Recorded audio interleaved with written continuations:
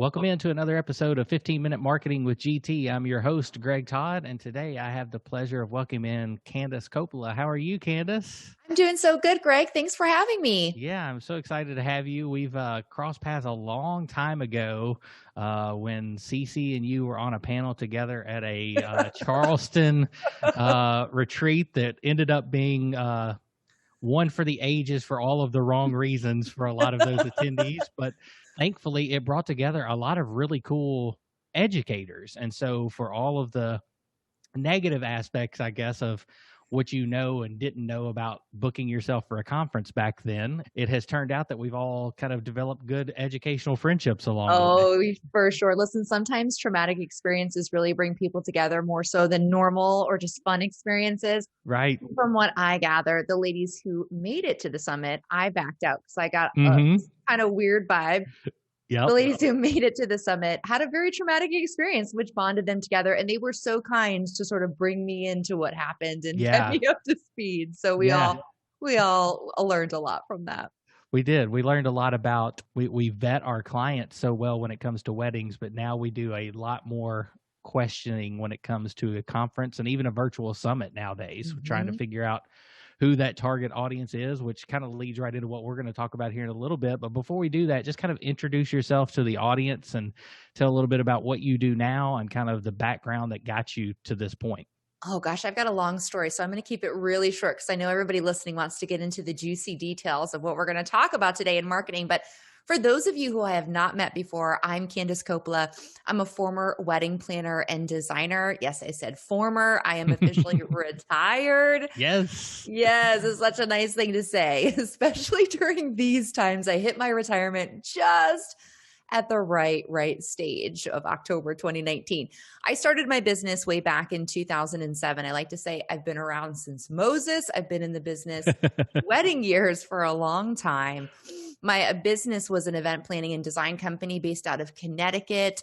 I grew a team. I started working with high-end clients pretty much from the get-go, I have to say. And I quickly scaled my business in 2 years to be a six-figure business with a team. I work with couples all over the world, planning moments that matter in their lives. And as I was growing my business, I had a lot of people coming to me asking me, how are you doing this? And how are you doing that? So I started coaching wedding pros on the side. And full disclosure, Greg, I started doing this in 2011. I probably had no business doing this, but I sort of had a knack for business and I was able to figure things out on my own. And it was a great joy to help people. It was a little bit of a side hustle as I was writing books. I'm a 2-time published author and producing gorgeous events. And in 2017, things started to change for me.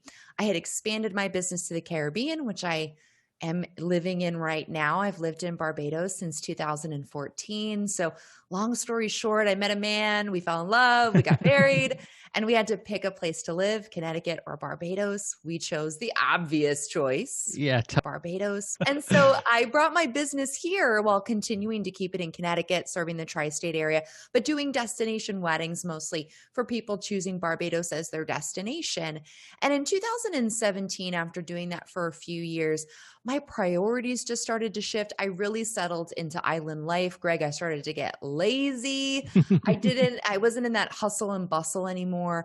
And in truth, my love for weddings really started to change. I didn't love it as much anymore. The stress, the responsibility, the time commitments, and also just me as a person. I was changing. I was getting older. My clients were getting younger, and it was just different for me.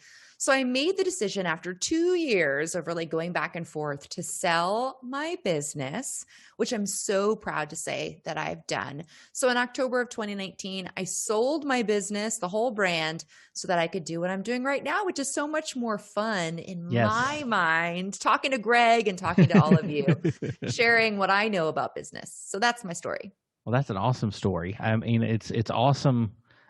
You know, I kind of think the American dream in some ways is to build a business that you can either pass on to someone else or sell to someone else. In my former life before weddings, I was a district sales manager for a large mattress chain.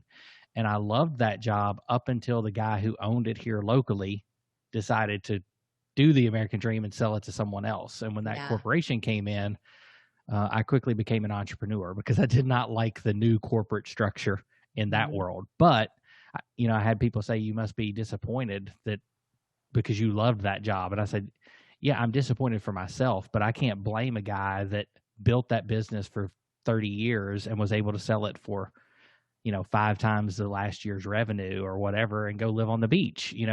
He sold his house in Birmingham and moved to Orange Beach and Good for him. rides his bike every day and enjoys life. So Yeah. like that's what I want to do in a few years, Me like too. let's let's quit this work stuff and go ride Me our too. bikes every day. So that's awesome to hear that you were able to do that. So let's transition back just a little bit, because you said something interesting that you were doing that in 07 and up to 011, right? Yeah. So in 11, how were people figuring out, was it all people kind of locally to you that started asking for help, or was social media starting to become big enough that you were getting it there? Because I know that was kind of in the early stages. So now it's easy to be found on Instagram or wherever. But back then, like how were you starting to first get these people to ask you to coach them?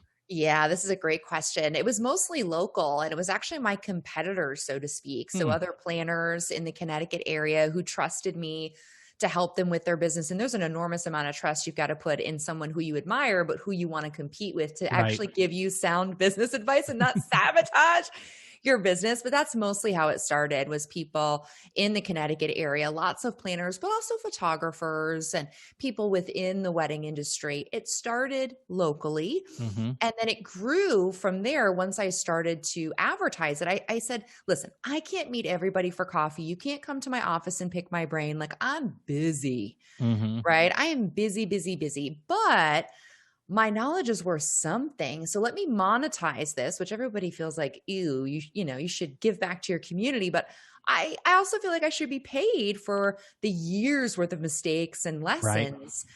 And so I decided to monetize it. And there were a lot of people who fell off and, couldn't afford it. But the people who really valued my opinion and wanted my insight paid me for it. It was one of the smartest things I did. And from there, Greg, I started to build a personal brand. I registered my name as a domain name, started up a blog, helping people with their wedding businesses.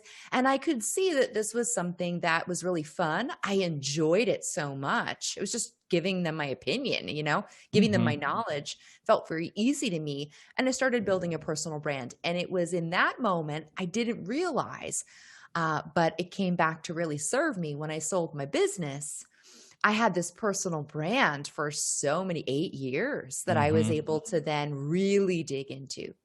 Yeah, that's awesome. So we've struggled with that some here. Most people on the podcast know I'm married to Cece of CC Designs, and we've struggled with keeping that all one entity. Like, do you need multiple Instagram accounts? Do you need multiple websites? And so far, we've kind of kept it all together, partially out of just not enough hours in the day to do both.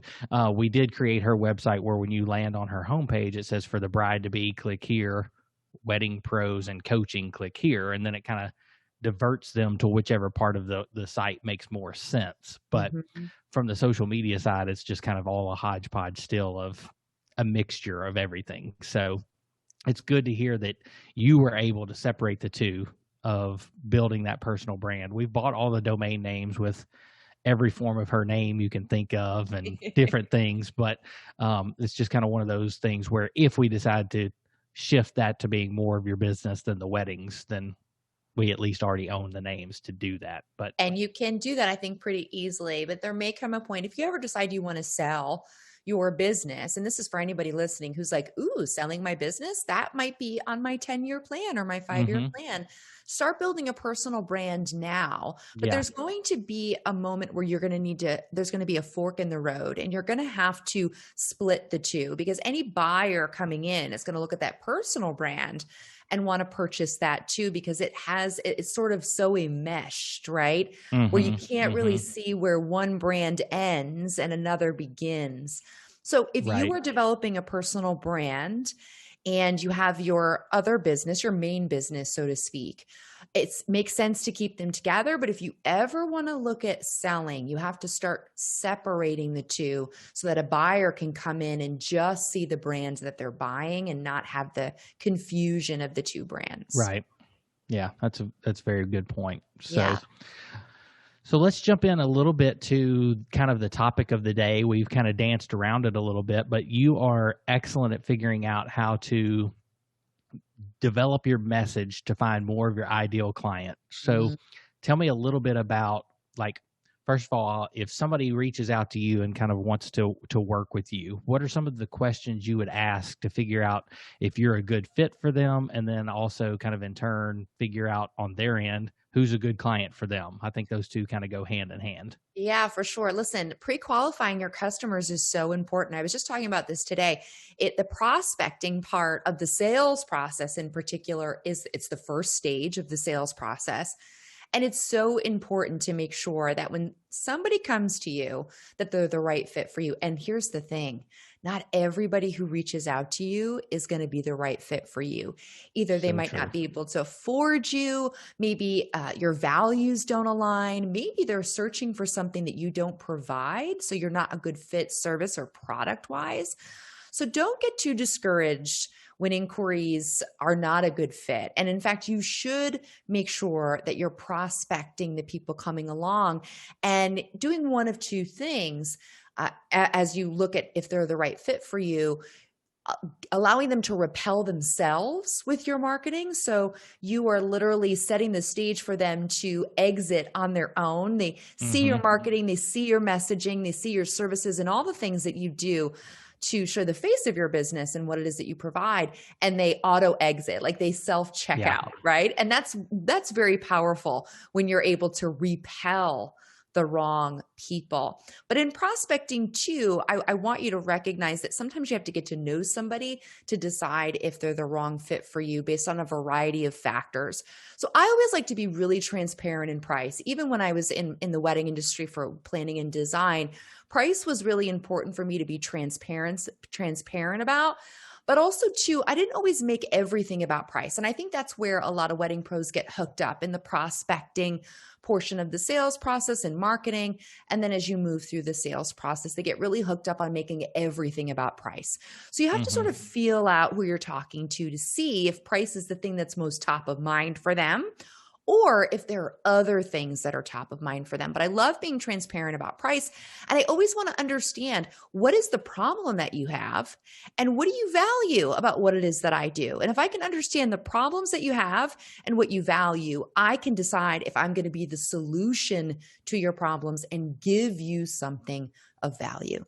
Yeah, that's so good, because I think so many people develop a product or a service without the problem they're trying to solve in mind. Like, Right. they think that this is a good product and I'm going to sell it. And so they do all, create this amazing landing page and everything looks amazing, but they haven't taken the time to figure out, does anybody really want it or need it? Yes, Greg, you're so right. I mean, and we've all made that mistake before. I've made that mistake before too. And Hmm. it's once you trip over the truth about, oh, wow, this product I have, nobody really wants this. They might need one little bit of it though. Right. They might need one service or one little thing that you offer, and you've thrown them all this other stuff that they don't need. And so they object because, like, I don't need all that stuff. I just need that. I just need Hmm. what's in the middle. So, yeah, understanding your customers and what their problems are, what their desires are, what their worries are, all of that is so important in developing every facet of your business, but especially your message. Yeah. And I think the point there too is making sure you're okay with making that adjustment and not Mm, being so tied to, well, I've put all this work into this product or this service, and not being willing, like you said, to actually identify the truth. So many people stick with it and then wonder why nothing's working. yeah. I developed this, what I thought was a really cool thing one time, and built this whole massive thing out, and it didn't sell. But come to find out, the thing that everybody wanted was one of the things that I threw in as a bonus. On the landing page, they always teach you to throw in a few things, this with this value, if you book Yeah. today, and that thing that I was kind of throwing in as a nonchalant little thing has actually become something that I've sold, I don't know, probably 100 of, Yeah. that was just kind of a one-off for me, that I thought was just, it just sounded good on a landing page.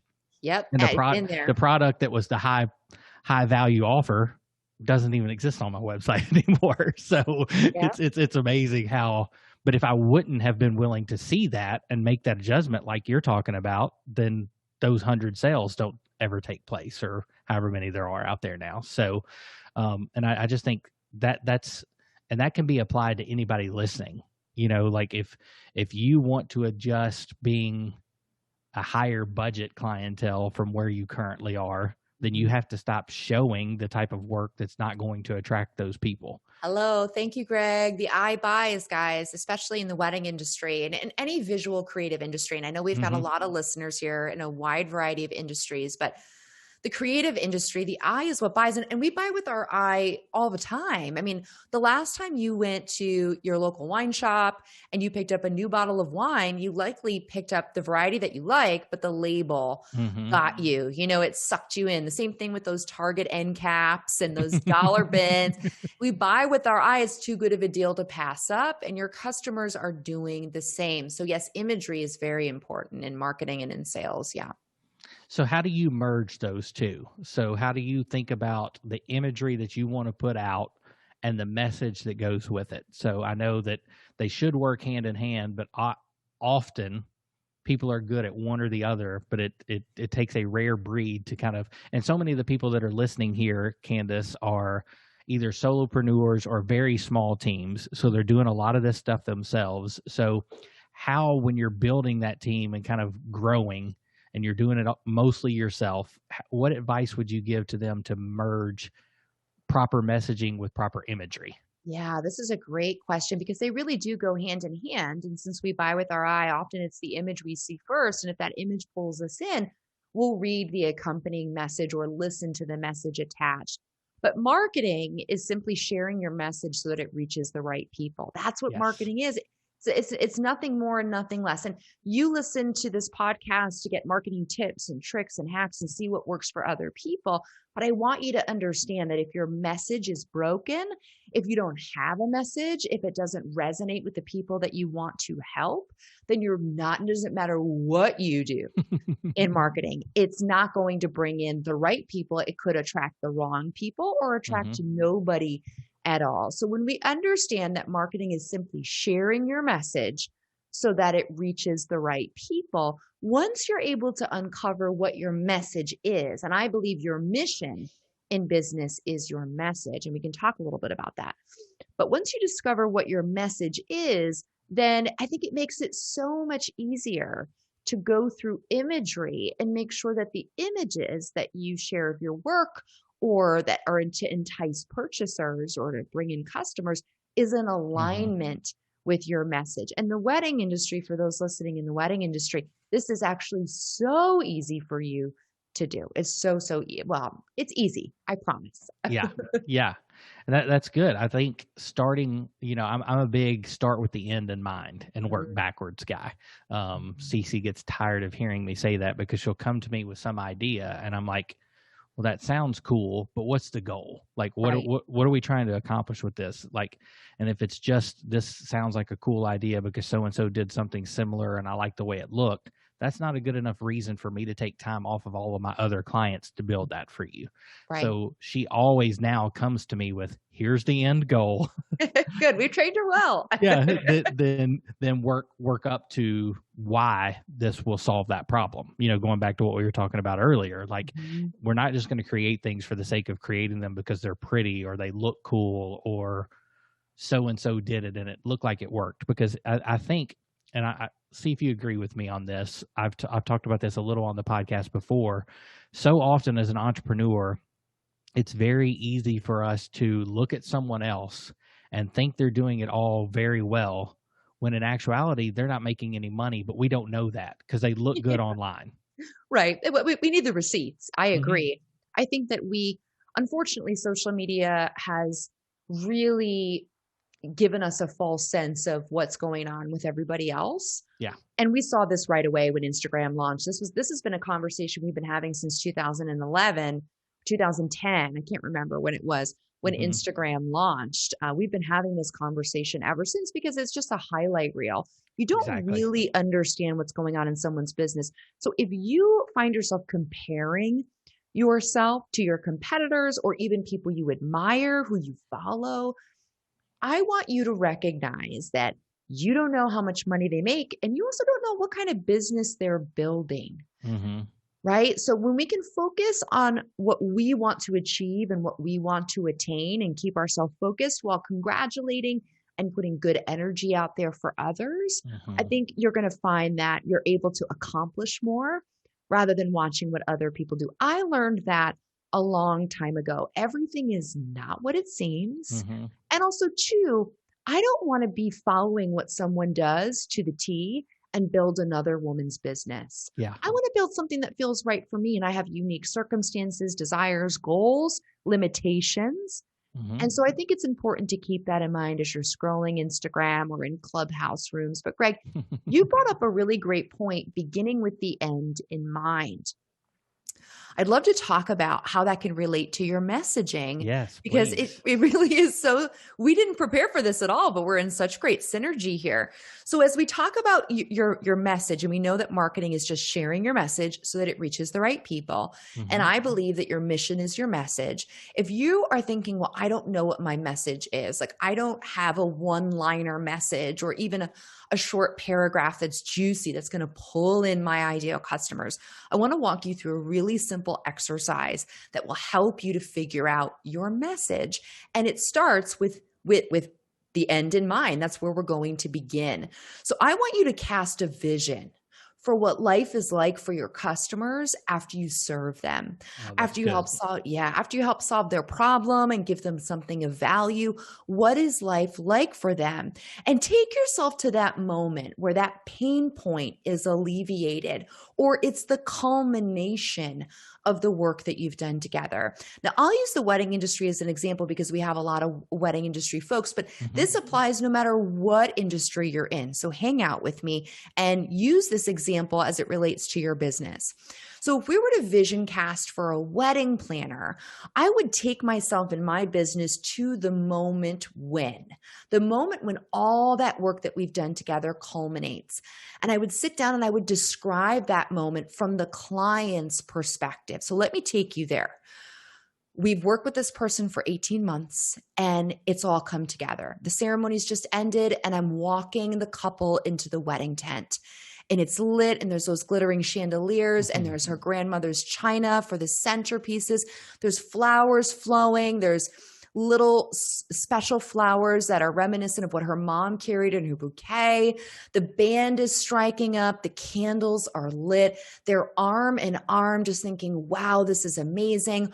All of their guests are seated and they're chatting, and they all look up and see the couple and they're clapping and cheering, and they give each other a kiss, and I pass them their glass of champagne and they can smell the food from the cook tent. It's all come together, and they're arm in arm just looking out, and they're seeing all of the people they love and care about and all the meaningful details, and the band they paid $1 gazillion for, and they can't wait to dance the night away. The weather held up. Everything went perfectly. The mother-in-law didn't aggravate the partner, and everything was just perfect. I'm taking myself to that moment where things culminate. And I want you to do the same for your customers. I want you to cast a vision for the moment that you do the thing for your customer, what life is like for them in that moment, how they feel, what they see, what they taste, what they smell. And this will look different for everybody. If you're a photographer, it'll be that moment you deliver the images, or maybe that moment that they open up the wedding album and share it for the first time with their kids. There are so many special moments and layers that come out of weddings. And even when you just serve someone, whether it's graphic design or marketing or doing something special for them, helping to alleviate a problem and give them something of value. So Mm-hmm. once you vision cast, Greg, for what life is like for your customers, then you can start to write a message that shows that transformation. It's ultimately what you do. It's the end zone. It is the touchdown. It is Mm-hmm. we've gotten to the end zone, and this is what it looks like. And that's ultimately what your customer wants to buy. They don't want to buy all the shit you sell. They don't want to buy the bullet points and all that Right. stuff. That stuff's important. It helps to get us to the end zone. But ultimately what they're buying is the transformation I just described, that tent with those people and those candles and those smells and those sounds. That's what they're purchasing from you. And if you can get clear on what it is you do, the problem you solve, the value you give, and what the transformation is at the end. Well, then you can transform that into your message. Make sure all those images show the end result. That's all you're showing is that transformation. And all of your marketing and your messaging speaks to that. That's so good. And I think too, you telling the story the way you just did helps with the messaging too, because you talked about all the senses too in that, Right. and I've had to work at that even with just the marketing side, because it's real easy, like you said, to do it from a wedding perspective. I mean, it's a beautiful event. Most people that are attending are already in a good mood. They're happy Mhm. for the couple. While the couple may be stressed on the day of, they're still very excited about everything going on. But if Mhm. you're some other business listening to the podcast, you may be saying, yeah, but I don't have that pretty, beautiful flower tent and chandeliers hanging. But you can still think, how does what I do for people solve problems? Even so Right. much on my Instagram, I alternate on my grid, I alternate between images and quotes. And so every other day it looks the same, right? And I try to always invoke in those quotes, like you said earlier, something Mhm. good enough to make them slow down and read what my actual caption was, which very rarely has anything to do with the quote. It was just to Right. get them to slow the scroll, but it's somehow that my business is going to transform something for them, Mhm. and the quote was just enough to get them to think about it. And Right. so I think any business listening to the podcast can take that advice and implement it. Like you said, if you're vision casting enough to know who it is you're trying to attract. And I think the number one thing is knowing, who do you want to attract. So many people just Right. say, I want somebody with money, or I want everybody, anybody getting married. Yeah. That's my ideal client. No, it's not. Like, you don't want anybody that's getting married. There's some people that are perfectly content with a bouquet and getting married at the courthouse. And then there's Totally. other people that want the sail tent and the chandeliers hanging and Yep. flowers dripping from the ceiling. Those are Mhm. two totally different clients who are both, at the end of the day, married. Right. Ultimately, their end result was the same, but how they got there was very, very different. You're totally right. Yeah. And just to go back to your point about businesses outside the wedding industry, I'll share my vision statement for the customers I serve because I serve other business owners, Okay, right? So great. when I look into the future for the people that I serve as a business coach, I want their lives to feel easy. I want their business to feel Mm, good. I want them to have a business that's both profitable and filled with purpose. I want them to wake up every day feeling energized about the work they do, serving good customers, and surrounded by a team of people who support their vision. I also want them to build a business that supports their meaningful life. So their business may not look the same as everyone else's. They could be a mom at home with two kids raising their family while growing a business, or they could have a multi-million dollar empire. Regardless, they're building a business on their own terms that hmm feels right for their season of life.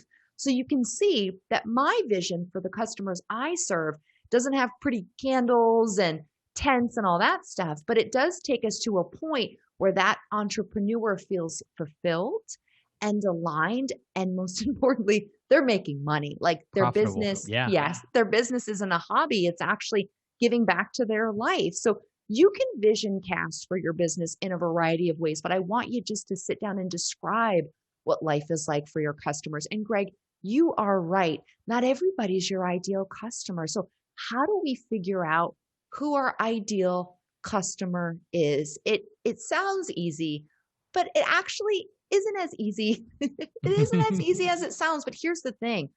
There's like the startling statistic, 8 out of 10 entrepreneurs fail in the first 18 months of their business because they don't know who their customer is. Yeah. They don't know who they're talking to.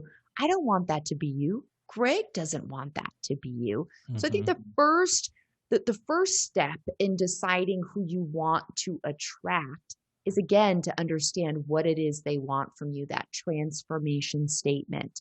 And we can start to break apart that statement and understand different characteristics, desires, worries, demographics, problems, etc., values, and start to break those out based on what their position is or what their circumstances are. Yeah, that's so good. And I'll tell you, I don't remember who it was who told me this process once, but it has served me and a few of my clients very well. And that is, take the last 12 months clients that you have and list them out on a piece of paper and put in a column the ones that you would love to hire again or would love for them to hire you again.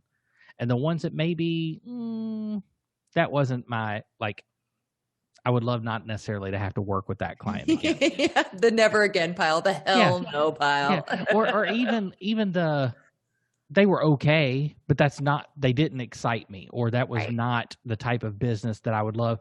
I would not want every client I book to be like them. Right. And if you can build a client list of every client is like this one, that's your ideal client. Yep. Now, you're not going to be able to build a business probably in the short term on only those people, because we all have bills to pay. We all have a mortgage to take care of. So I understand that. We talk a lot about, there's a lot of weddings that never see the light of day on Instagram that paid the light bill, that paid the dancing bill for Isabella. But that doesn't mean that those are the types of weddings we want to do long term. There's a lot of marketing clients that I've taken that I charge way less than my time was ever worth, but there was a specific need at the time that I put that proposal together, that if I could get them for that amount, it took care of something. Again, it goes back to what you talked about earlier. I identified my own needs as a dad, as a husband, as a business owner. You were willing to maybe take a little less than what you knew that service was worth, but that's not ultimately how you want your business to run in the long term. And I think where people make that 18-month statistic, most people continue to operate their business that way. They don't have a plan in place to get out of that rut. Yeah, you're totally right. I mean, it can be hard to start saying no to the people who have gotten you this far.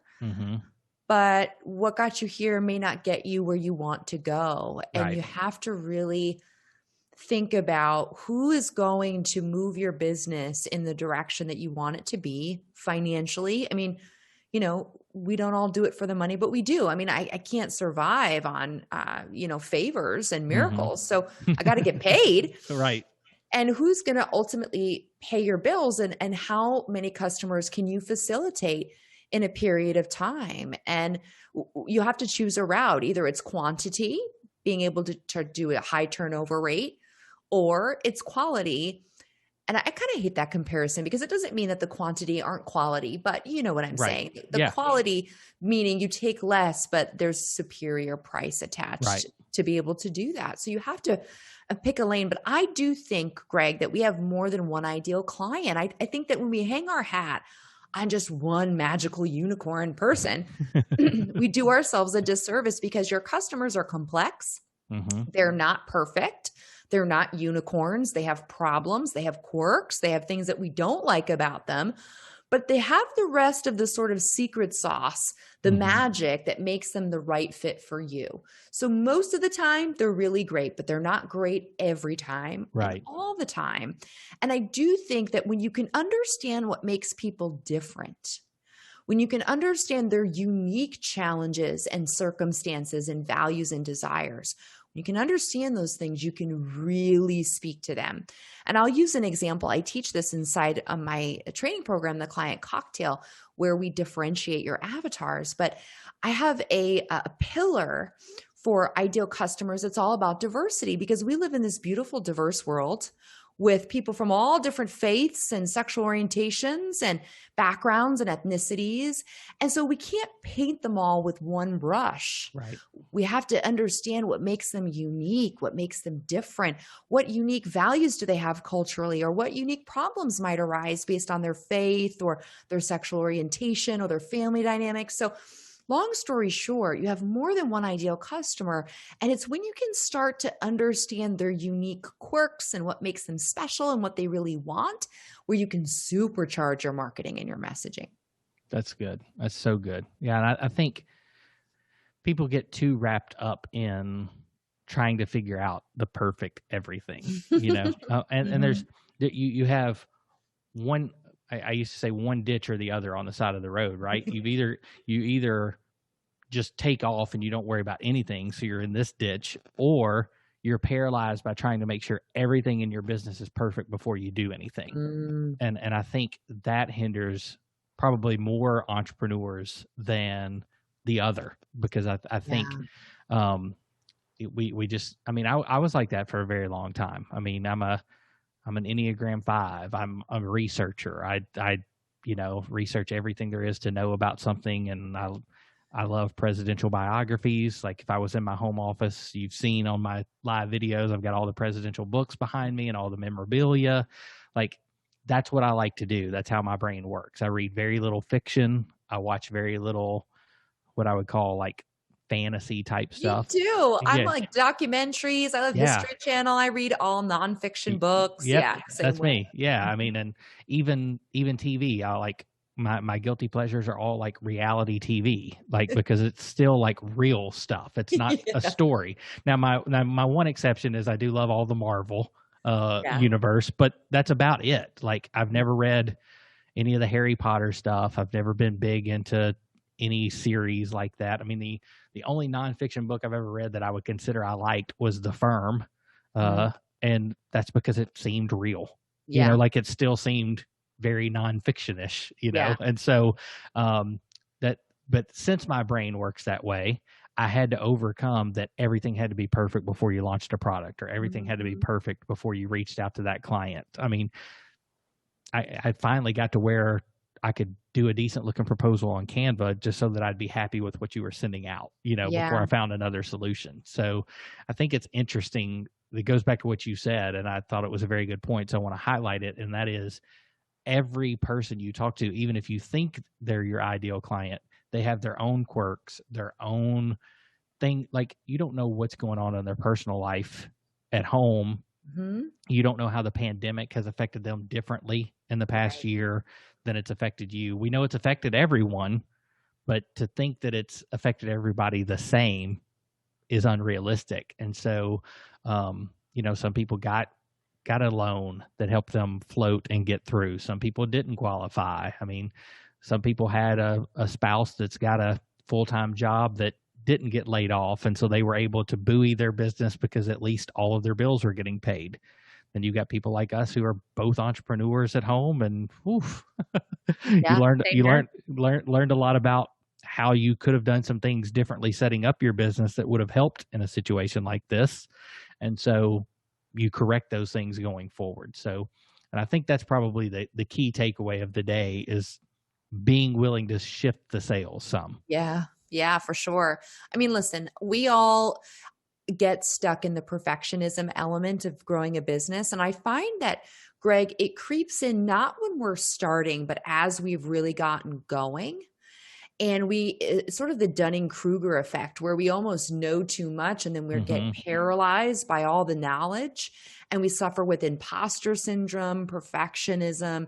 There's this whole thing that happens after we've been in business for several years. It can be very debilitating. So I'll give a parting message to someone listening right now who is feeling debilitated with perfectionism, as Greg described, and the research and the rabbit holes, and I've got to know everything about this thing before I do it. I want you to focus on the now and not the how. So Oh, instead of focusing on the how, well, how am I going to do this? How am I going to do that? Focus on what you can do right now with what you have at your disposal, what you know, your intuition, your gut, your experiences, because you have everything you need to get started doing anything that you want to get started doing. Think about when you started your business, you had probably no idea what you were doing, but you thought you knew everything, right? The Dunning-Kruger effect, look it up, right? right. You feel like you know everything, and then you know too much, and now you feel like you don't know enough. So I want you to Hmm. recognize that when you're in those moments, instead of focusing on the how, focus on the now, what you can do right now in your business or in your life to move things forward. Great tip. Great way to end the segment. And now I'm going to roll in. I don't know if you've had a chance to listen to some of the episodes before, but I always end my episodes with two questions that have nothing to do with marketing. It's Mm. to get to know the guest a little bit better. And then it's a little selfish for the listeners to have something new to do. So we kind of just alluded to one of them because you said you also like documentaries and different things. But one of them is, if you have a bingeable series, or I used to always say what's your favorite thing on Netflix, but now there's so many with Amazon Prime and Disney Plus and all that stuff. So what, in a bingeable format, would you recommend for somebody to go and watch? Oh my gosh, there's so many, Greg. I am overwhelmed with options that no options are coming to me right now. Listen, I'm just going to fall back on something that I would love to binge again. I'm sure it's made its appearance on the podcast, but if you have not watched Tiger King, you have to watch Tiger King. My husband Jason and I were just quoting Tiger King the other day. I'll never financially recover from this. And then he puts on his EMS jacket, the memes, everything. That is my kind of bingeable content. There you go. The shit show of it all. But there's so many. I've been watching this new series. It's on Vice TV, and it's The Devil Next Door, I think it's called. And the first season was about this crazy guy in Raleigh, North Carolina, who killed a bunch of people and buried them in his backyard. I like crime, guys. Yeah. And then the second season is about this woman named Sherry Shriner, who started an online cult of people who believed that there were lizard people and clones and stuff. Very crazy, freaky. I like weird shit like that. So hey, cool. I do recommend that show too. Hey, Vice TV is good stuff. So I'll have to go check that out. Yeah. All right. And then the last question is, if you were stranded on a deserted island and somehow a record player survived, but only one album survived the crash, what album would you be willing to listen to for eternity on repeat? Oh gosh. Probably one of the 6 that were stuck in my CD changer when I was in college in the trunk that I never changed. Probably Beastie Boys' License to Ill, I would say. Awesome choice. Or maybe Rage Against the Machine's album. Yeah. You see, now this is why I love these questions, because I never would have guessed those two for you. Oh, though, maybe Nirvana Unplugged, because that is such a good album. I mean, it is one of the greatest albums ever, honestly. Yeah. Yeah. That album, crazy thing. So a girl I dated before Cece was actually at that show. Oh, wow. She was at the live taping of Nirvana Unplugged and had like a little like bootleg copy, like where she recorded on her phone long before smartphones, like it was just like a little, like recording on your voicemabe option. She saved it as like a voicemail draft to prove years later that she was really there. That's such a smart thing to do. I'll tell you, growing up, I was obsessed with Kurt Cobain. And I actually, when he died, one of my friends at the time's uncle lived right around the corner from Courtney Love and Kurt Cobain. And she was just giving away his clothes. Like she was just throwing them out over the side of the thing. And he got a pair of his jeans and he sent it to his nephew.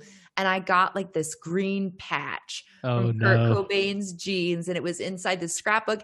And you can actually go online and see him wearing it. It's in this famous picture with him and Courtney and Frances Bean, and they're looking all crazy, and he's holding the baby. He's wearing those jeans and he's wearing that green patch. Isn't that funny? I don't know where it went.